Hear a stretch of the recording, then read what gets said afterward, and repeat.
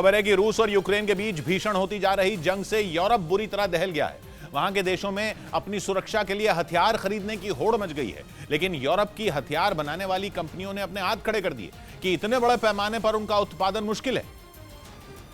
जिसके बाद कहा जा रहा है कि यूरोप के देशों को पुतिन की मिसाइलों का डर सता रहा है, क्योंकि वो जानते हैं कि जिस तरह से वो यूक्रेन का खुलकर साथ दे रहे हैं, पुतिन की खतरनाक मिसाइलों का रुख कभी भी उनकी तरफ हो सकता है। पुतिन कई बार धमकाने वाले अंदाज में इसका इशारा भी कर चुके हैं। वो बता चुके हैं कि यूक्रेन की मदद करने वाले देश उनकी कातिल मिसाइलों की जद में है, और पुलिस की ऐसी ही चेतावनियों ने यूरोप के देशों की चिंता कई गुना बढ़ा दी है। वो अपनी सुरक्षा के लिए आधुनिक और घातक हथियारों की खरीद में जुट गए हैं, लेकिन यूरोप के देशों की इसी होड़ ने वहां की हथियार बनाने वाली कंपनियों के पसीने छुड़ा दिए हैं।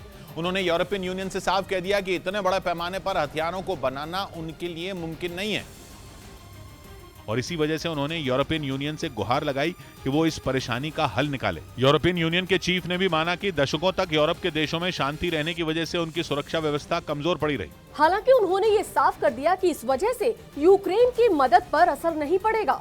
उन्होंने दावा किया कि यूक्रेन भेजने के लिए और ज्यादा हथियार खरीदे जाएंगे, ताकि वो पुतिन के सामने सीना तान कर खड़ा रहे और उनके हर हमले का मुंह तोड़ जवाब दे। लेकिन यूरोप की हथियार बनाने वाली कंपनियां इससे सहमत नहीं दिखी।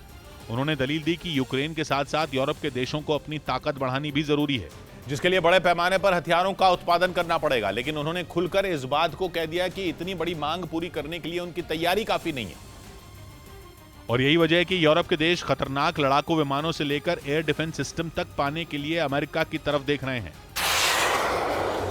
कुछ रोज पहले ही खबर आई थी कि ऑस्ट्रिया अमेरिका के सबसे आधुनिक और घातक कहे जाने वाले F-35 लड़ाकू विमान खरीदने जा रहा है। इस फाइटर जेट की सबसे बड़ी खूबी यह है कि ये स्टेल्थ तकनीक से लैस है, इसलिए दुश्मन के रडार या एयर डिफेंस सिस्टम की पकड़ में नहीं आता। साथ ही ये किसी भी मौसम में उड़ान भरने की काबिलियत रखता है।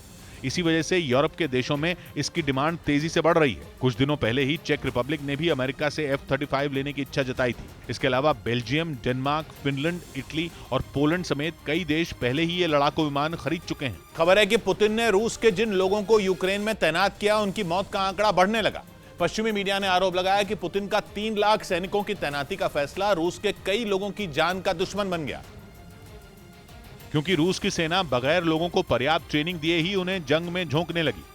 ऐसा इसलिए क्योंकि पुतिन किसी भी कीमत पर मैदान से हटना नहीं चाहते और जमे रहने के लिए उन्हें ज्यादा से ज्यादा सैनिकों की जरूरत होगी। यही वजह है कि रूस के लोगों को सेना में भर्ती करने पर जोर दिया गया।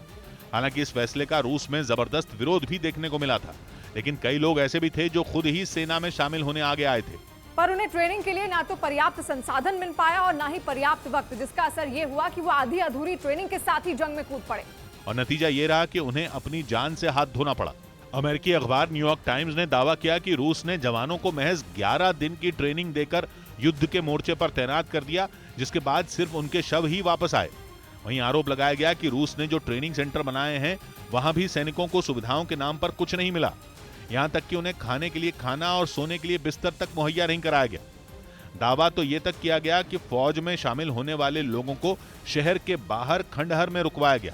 हालांकि रूस इस दावे को सिरे से नकार रहा है। उसका कहना है कि यूक्रेन में उसके 2 लाख से ज्यादा सैनिक तैनात हैं, जो जंग खत्म करके ही लौटेंगे। गुजरात के गांधीनगर में 12वें डिफेंस एक्सपो की शुरुआत हो गई। इस डिफेंस एक्सपो की थीम पाथ टू प्राइड है, जिसका औपचारिक उद्घाटन सुबह प्रधानमंत्री नरेंद्र मोदी करेंगे। 22 अक्टूबर तक चलने वाली रक्षा प्रदर्शनी में देसी हथियारों, रक्षा उपकरणों और तकनीकों का प्रदर्शन होगा। इस मौके पर साबरमती रिवर फ्रंट पर ड्रोन शो भी आयोजित किया जाएगा।